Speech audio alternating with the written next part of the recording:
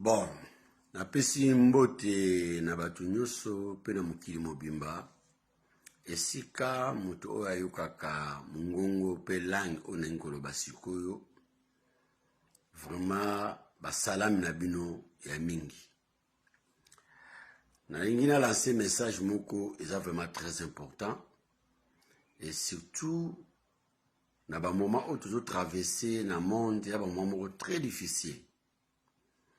Donc comme ba moment moko mutu na mutu atala ndaku na ye abundela ndaku na ye. To boy ba distraction vraiment na ba ndako ba voisin. Entre temps ndaku nozo ko bongisa ngote oketaka distraction na ndako ba voisin.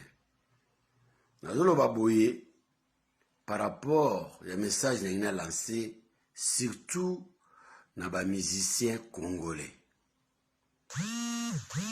Ba musiciens congolais toza na posa na bino comme batu bozala wana to vivaka na bino ata na musika to mona bino bobosa na te embargo bozwa na poto même les États-Unis partout en Europe embargo na peko comme appelle sur Afrique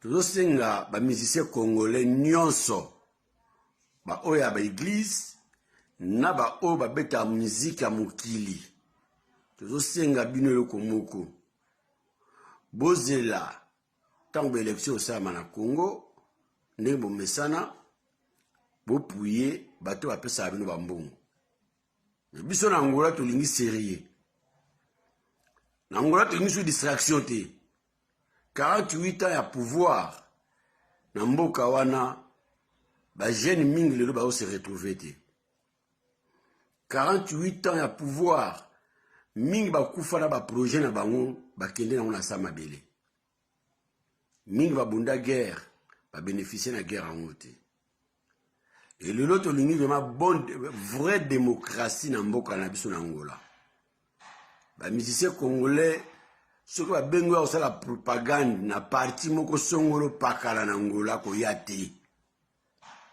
Donc mbalo biso peut-être une vraie décision qui est sur la propagande au tikala na Angola.